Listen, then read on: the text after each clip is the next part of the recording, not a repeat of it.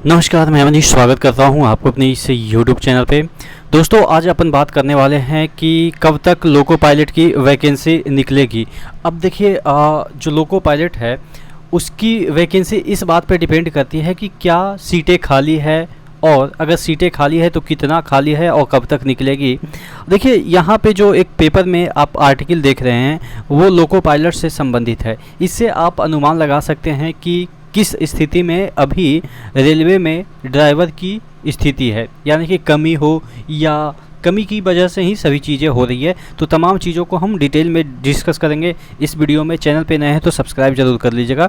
देखिएगा, यहाँ पे लिखा हुआ है कि रेल यात्रियों की सुरक्षा सर्वोपरि मानते हुए रेल बोर्ड ने लोको पायलट की ट्रेन चलाने की ड्यूटी 9 घंटे निर्धारित की है। यानी कि कोई भी ड्राइवर जो है वो एकदम से 9 घंटे से ज़्यादा काम ना करे, इस बात पे जोर दिया जाता है। इसके बावजूद 31% से अधिक लोको पायलट जो है वो 10 से 12 घंटे काम कर रहे हैं। अब समझिए कि अगर कोई बंदा 10 से 12 घंटे काम कर रहा है तो ऑब्वियस है कि ये जो 12 घंटे है वो ड्यूटी पर होगा। अब ये 12 घंटा से पहले कुछ घंटे ऐसे भी होते हैं जो कि ड्यूटी जाने और ड्यूटी के ऑफ होने का समय होता है। कहने का मतलब, एक बंदा अपने रूम से निकला, तैयार होते होते रूम से निकलते खाना खाते पीते, यानी कि एक ड्यूटी का ही आवर आप मान के चलो।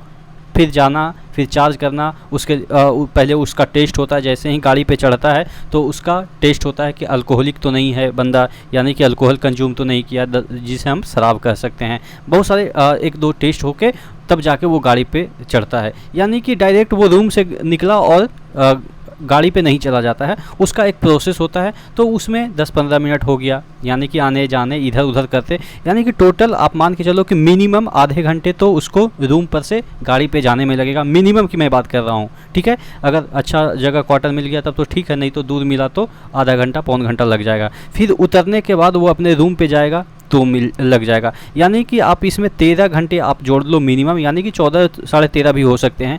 तो आप समझ सकते हो कि अगर 14 घंटा वो इंडल्ज रहता है ड्यूटी में, 12 घंटा ड्यूटी और 2 घंटा इधर उधर करने में, गाड़ी पे चढ़ने उतरने, चार्ज देने, ये वगैरह करने में, तो बंदे के पास कितना समय मिला, आप समझ गए कितना समय मिला। 24 घंटे में 14 घंटे चलेंगे, 10 घंटा। क्या 10 घंटा में कोई ऐसा बंदा होगा जो कि अपने फैमिली को टाइम दे पाएगा, अपने बच्चों को 2 घंटे पढ़ा पाएगा, या उसको स्कूल छोड़ने जाएगा। स्कूल छोड़ना तो दूर ही की बात छोड़िए, क्योंकि उसके पास तो टाइम ही नहीं रहता है। स्कूल छोड़ने का एक लिमिट होता है कि आप किस टाइम पे जाएंगे। अभी आप बैचलर होंगे तो इस बात को नहीं समझ रहे होंगे। जैसे ही आपकी शादी ब्याह हो जाएगी तो इस बात को आप समझिएगा कि सब्जी लाना भी आपकी रिस्पॉन्सिबिलिटी, क्योंकि आप जब बाहर कहीं दूर दराज 1000 किलोमीटर दूर अपने जगह से रहेंगे तो आप अकेले रहेंगे, आपकी बीवी रहेगी, आपके बच्चे रहेंगे छोटे, तो वो भी रिस्पॉन्सिबिलिटी आपकी है। जॉब करना भी आपकी रिस्पॉन्सिबिलिटी है और फैमिली को केयर करना भी आपकी रिस्पॉन्सिबिलिटी है। बच्चे का कभी तबीयत ख़राब हो गया या वाइफ का कभी तबीयत ख़राब हो गया, तो ये सब चीज़ें भी, ये चीज़ें दिखती नहीं है, लेकिन एक्चुअल में ये चीज़ें बहुत बड़ी रिस्पॉन्सिबिलिटी होती है। लेकिन इसको लोग इग्नोर करते हैं कि चलो ये कोई बड़ी काम नहीं है। लेकिन ये सब जो चीज़ें हैं, इससे क्या होता है ना कि आदमी स्ट्रेस में आ जाता है। स्ट्रेस में इन द सेंस कि आपको तो 12 घंटा 10 घंटा तो एनी हाउ गाड़ी पर से तो उतर नहीं सकते हैं, और इधर भी आपको फैमिली को भी देखना है, क्या घट रहा है, क्या मतलब कि लाना है, क्या करना है।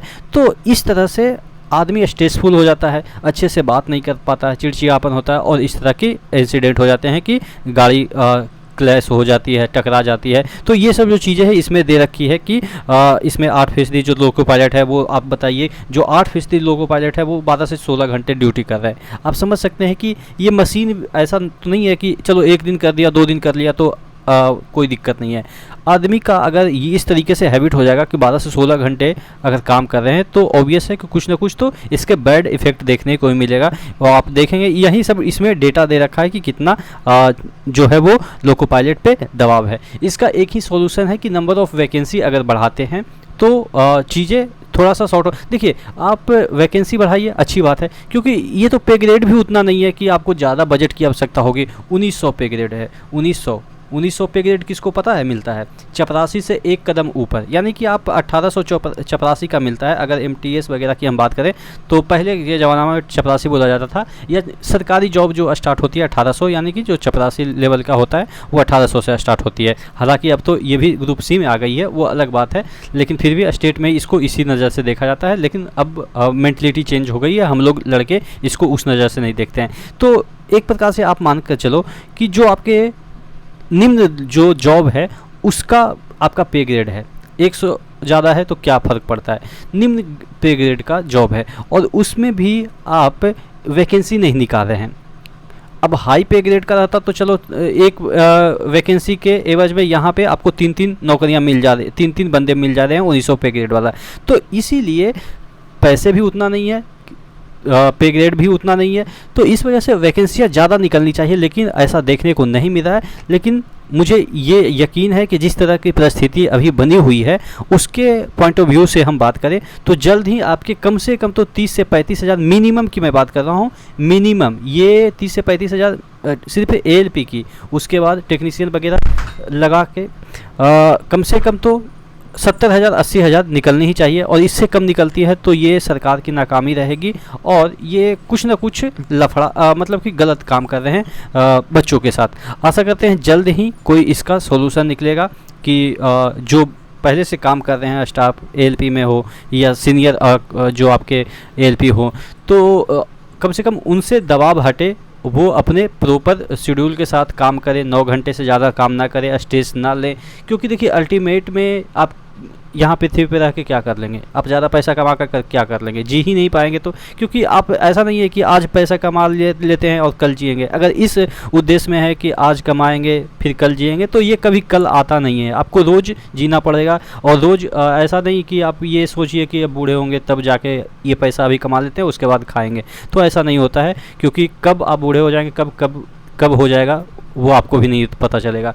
तो आशा करते हैं जल्द ही कोई वैकेंसी आए और आप लोग सिलेक्ट हो। और ऐसा नहीं है कि आप सिर्फ ALP के बदौलत ही हैं, आप दूसरे जॉब के लिए भी तैयारी कीजिए, क्योंकि साथ साथ में बहुत सारे वैकेंसियाँ निकलती रहती है। कोई और अपडेट होगी तो मैं आपको अपडेट करूँगा। तब तक के लिए जय हिंद।